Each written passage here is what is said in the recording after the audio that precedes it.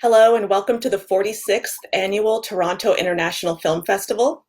Filmmaker Laura Samani is joining us for the Q&A for her film Small Body. Thanks for joining us, Laura. Thank you for having me. I'm really happy.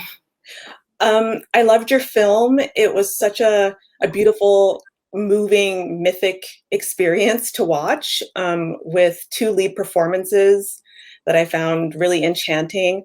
I wanted to kind of ask you about this film, which felt very much like a mythopoetic epic, but on a very human scale. So if you could talk about where this idea came from, and also maybe some of the religious beliefs and doctrines that you included into the story. Yeah, of course. The story takes place, so take inspiration, let's say, from real pilgrimages that used to take place in my region. And I didn't know anything about it before 2016. So I've been told about it by an old man. And I was mesmerized by it. And to be honest with you, I don't really know if there was something rational in me at the time. I was mostly moved and mesmerized by all these things about the pilgrimages that used to take place in my region. So I started digging into documents, but according to the fact that I'm not really specialized in history, neither in anthropology or in sociology. So basically what happened is that I decided to use, as usual, for me at least, cinema as a funnel to convey everything that was moving inside of me. So what really impressed me was the fact that there were usually men to take the path to the sanctuary. And I was pretty doubtful about it because I was like, what are the mothers doing then? Mm. They're maybe waiting and praying and hoping for the men to come back and, with good news, maybe. And I couldn't stand it, basically, because maybe this is my attitude in life. So I was sure that it had to be a woman to take the journey. So with the co-writers, Elisa Dondi and Marco Borromei, we decided to explore the unknown until that moment for us possibility of a woman, of a mother to take the journey to the sanctuary. And of course, it deals with religion, but also with faith, which are slightly different in my opinion. And it's strictly connected to my previous work, The Sleeping Saint, which is a short film, the one I graduated with in 2016. And more than in religion, I'm interested in miracles, basically. So in asking for the right thing, in wishing for things. So maybe, this was everything where I studied from. So. Yeah, I mean, I was raised in with similar religious beliefs. So some of the iconography really stood out to me. And I was really interested in how you wove them seamlessly into the story, but still made the character of Agata seem very much like her own person with her own kind of personal relationship to the faith, right? Yeah. Well, in a way, because these kind of miracles, these kind of pilgrimages were usually very common back in the 16th century. But I wanted to set the story into the 20th century because it's the moment where, at least in Italy, we started to have different answers. So, but it's before Freud. It's the moment where you still can ask things and find solutions and answers in religion, but you don't have any other tools yet. And she has a pretty peculiar relation with religion because she's more faith-driven than religion-driven. She's fighting against religion in a way. Yes. Yeah. I can see why these pilgrimages, why they might have been undertaken by men at the time. I mean, in this journey, the terrain seems pretty rough in places. The handheld camera work really makes it seem like Agata is going through very difficult terrain with Lynx, including the mine.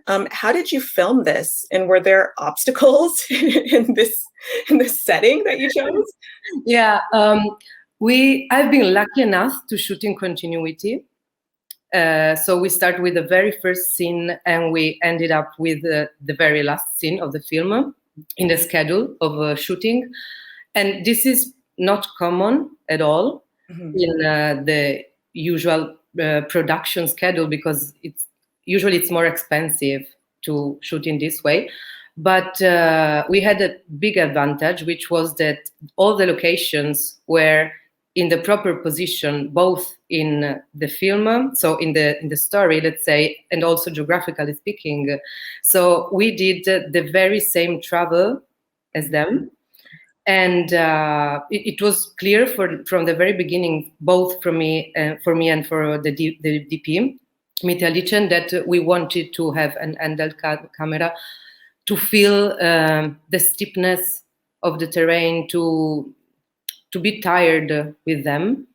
And yes, we had a lot of problems, actually, not only because of the pandemic, because we shot during the pandemic. So we started 2 weeks before the Italian lockdown, and then we got 3 interruptions. And when we reached the lake, when we reached the very peaks of the mountains, it was snowing really bad. So in a way, we had snow on set, which was not given for granted at the beginning, because the Italian producer, Nadia Trevisan, always asked me, because she read it in the script, it's snowing. And she was like, okay, Laura, are you sure that we need it? Because I'm not sure we can manage. And we're going to shoot in any case, and we shoot and it was snowing for real. So, and if we haven't stopped before because of the pandemic, we wouldn't have it, basically. Well, it added so much to the texture of the film, though. I mean, the snow and the scene in the water towards the end, it's kind of like a lucky accident that happened. Yeah. I wonder if you can talk a bit about the 2 lead performers. They had such great chemistry. Did you write the film with these performers in mind, or did you find them along the way, and did they change the roles at all? No, I found them in 2 very different ways, because I think it was 2017, we wanted to shoot a teaser, a promo, to test everyone, to test myself, to test the script, to test the light, the crew, basically. And so we did a casting, and like hundreds of girls show up. And among them, there was Celeste Cescutti, who happens to be Agata. But it was momentary. So I was like looking for someone to play Agata, but just for the promo, basically.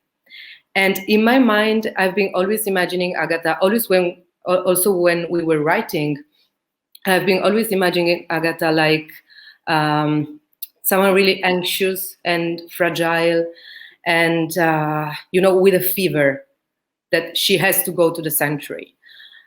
And Celeste is nothing but that at all. Like, she's really calm and quiet. She's shy. She was, because now she is an unexperienced actress. It was her first time, but she has a lot of dignity, I would say. And that totally blew my mind. I was like, I totally misunderstood the character. So we did the promo, and then moving on and working together, it was pretty clear for both of us that she was the perfect one. While on the other hand, I was scouting so badly for Lynx, and it was like, I've been seeing, not only in person but also online, I've been seeing something like 1,000 girls for the role. Yeah, but it was really difficult role. And it changed a lot during all the drafts of the script. And then there was this really close friend of mine who is a performer, and he was pushing me to meet Ondina Quadri. And at the beginning, to be honest with you, I didn't want to, because Ondina comes from experimental theater, and she's a quite known actress in Italy. She's been doing a couple of films, but she's an actress, and she doesn't come from my region, so she doesn't speak the dialect.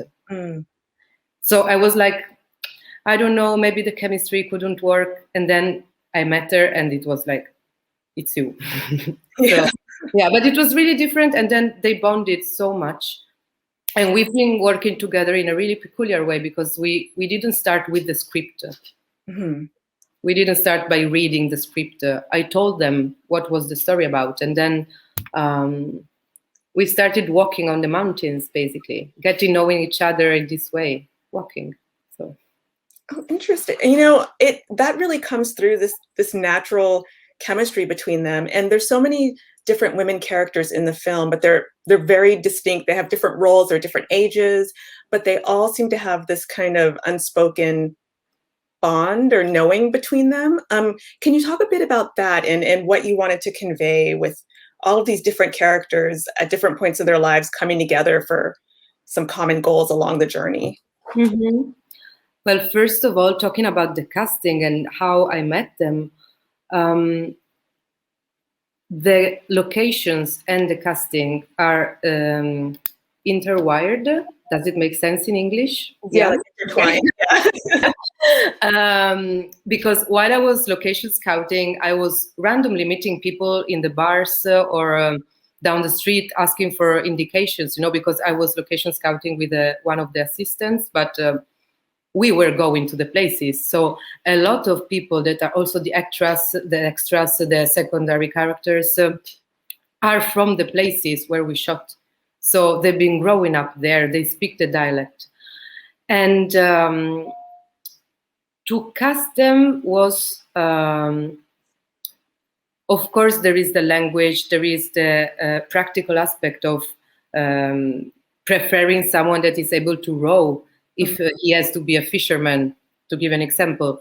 But they found, in talking, the way I conduct casting is not like strike a pose, I take a picture, but we talk. Mm-hmm. As far as they want to go, of course, because I'm not a how do you say that? A psychologist. So, but how much they want to share is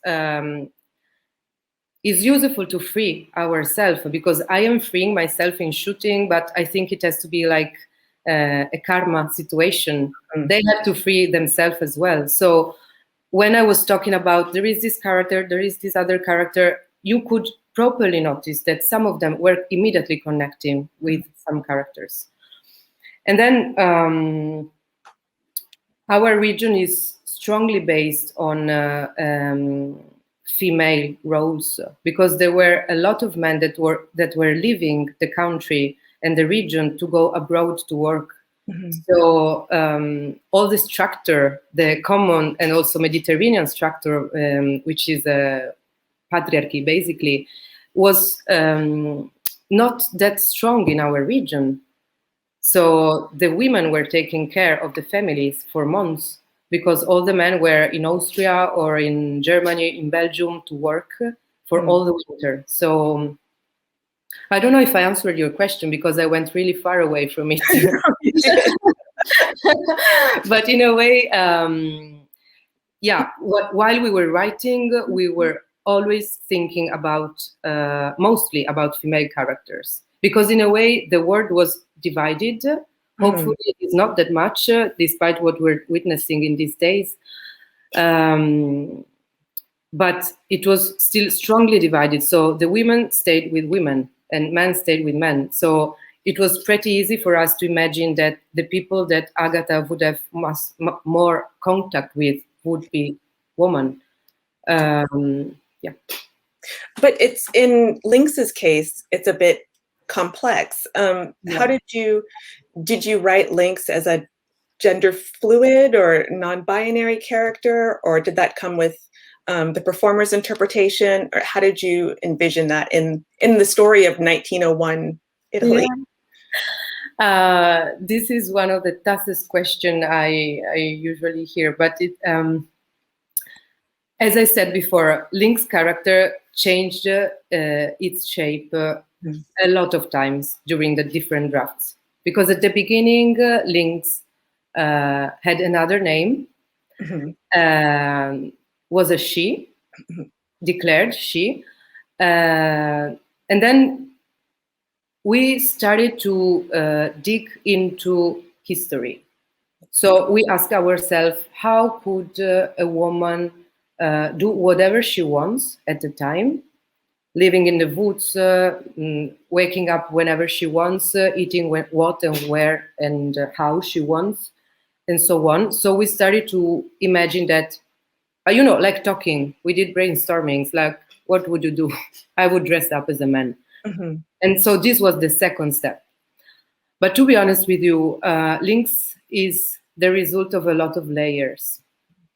And not last but not the least, the arrival of Ondina in the work. And so this is the process, but the result is something that I cannot control in a way, meaning that I think I cannot answer this question properly, because I think that Lynx is a living character. It's a living person, it's not a character.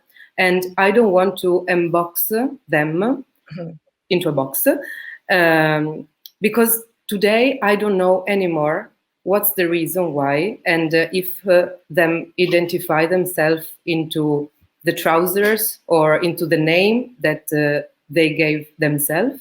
Right. And I talk them, but when I speak in Italian, I talk like he.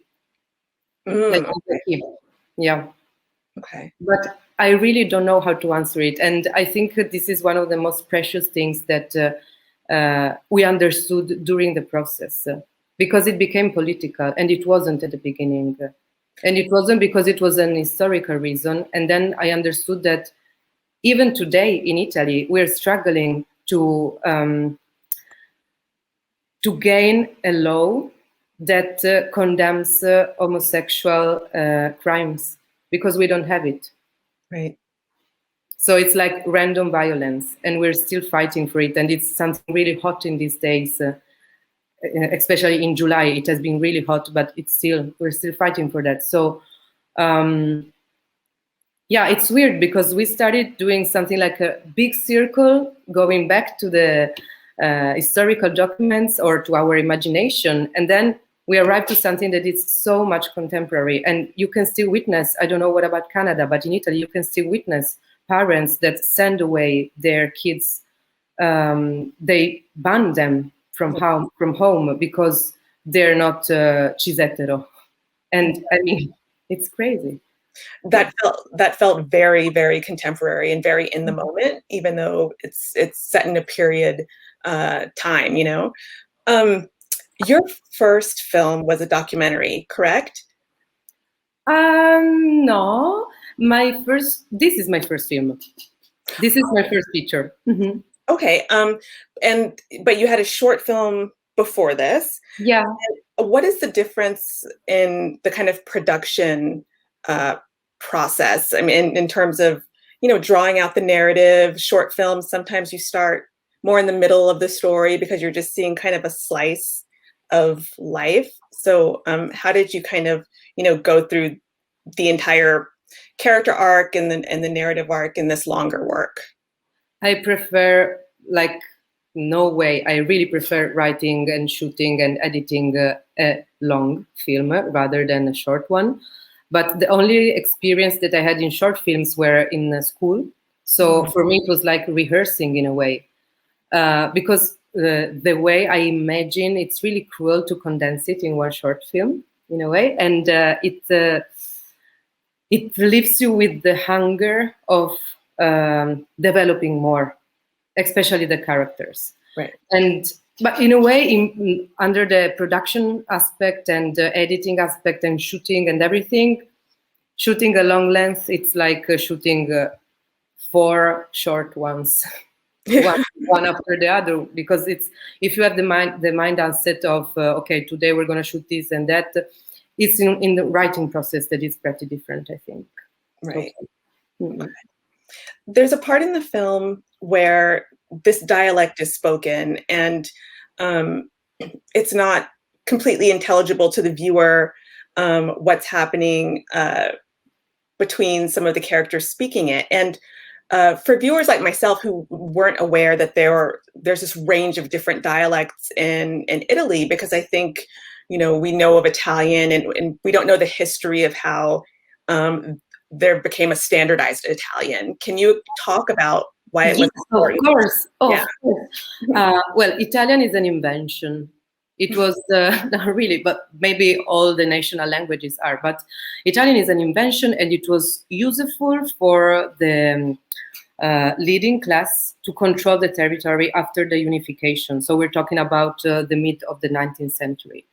And until that moment, everybody was speaking in dialect, and they're so different because if you go to the north, you can have on the west French influences, on the east where I am, Slovenian and Austrian influences. If you go to the south, you can have something from North Africa. Mm-hmm. So you have a lot of influences, and sometimes you cannot understand each other if you speak in dialect. But during fascism, we had a really heavy Italianization. It was forbidden to speak in dialect. And then like all the process was completed with the event of the television, because we had like Italian classes. Mm-hmm. One of the most famous program was an Italian class, you know, with the teacher, with the chalk on the board, teaching Italian and things like that. So it was a political matter for me. First of all, because back in 1901, nobody would speak Italian. Mm-hmm. But secondarily, because especially in my region, it was really violent, the Italianization. So people were ashamed and also a bit scary, like scared of talking in Italian, in a dialect. And so, you know, to go to someone who is not a professional actor yet, telling him, how do you think? You think in Italian or in dialect? In dialect. Okay, you're going to act in a way, you're going to give us something in your own native language. Mm. It's something, I think, and it's rewarding, because there are some words that you cannot translate properly. To give you an example, you can hear down the film that sometimes you hear like fruit when there is the bandit, the woman bandit, and she sends away Agata, she frees Agata, and she says, va frutte. Frutte is something that you say to someone who is younger than you, because, and you can say it if it's your child or if it's just younger than you, and it's a word that means fruit, because he or she is the fruit of his parents. Mm-hmm. Wow. So there's like different layers that people from the region or that know the dialect would get that other viewers might not necessarily. Yeah. Interesting. Okay. Yeah. That's always fun when you find out the specificities of each film. When it comes to the last scene, people have already seen it at this point if they're listening to this Q&A, but the story switches a bit from Agata's story to, we remain with Lynx at the end. Were there concerns for you about kind of switching between those characters, or was it a very natural extension that where Agata's story ends in a way, Lynx kind of pick it up? No, it was in writing, it was pretty difficult, but then it was, once we understood it, it was really clear that we had to do like a witness passage from one to the other. Because as we said before, Lynx is fluid, and this is the reason why them survive. Yeah. While Agata is like more an archetype, and she cannot live. If you want to be with the dead ones, you have only one option in a way. Mm-hmm. Otherwise, you have to learn to bring them inside of you, but she's not able to learn it. No. So she wins in any case. Yes. But no, it was pretty natural, because Lynx remains with something that is really much more precious than anything he had in their previous life, which is trusting someone and spending all their efforts into a mission which is not theirs, by the way. Right. Yeah, you feel there's a release there for them at the very end. Yeah. So people will be watching this film in person and online, and what is it that you would like our audience or the viewers to take away from this film? Whatever they want. I don't have like prescriptions, like take this, take that, whatever they want, because it's not mine anymore. Mm-hmm. I mean, it belongs to the public. And I think it's much more interesting to know what they think about than what I think they should think about. You know what I mean? Yeah. Well, the setting of the story and how it feels both very specific and universal. I think people are going to come away with so many interpretations that are going to make it very special for them personally. I know I did. So thank you so much, Laura. Thank you. Thank you. Film and, you know, putting us in your state of mind of how you thought about this work and how you went about making it. Thanks for joining us.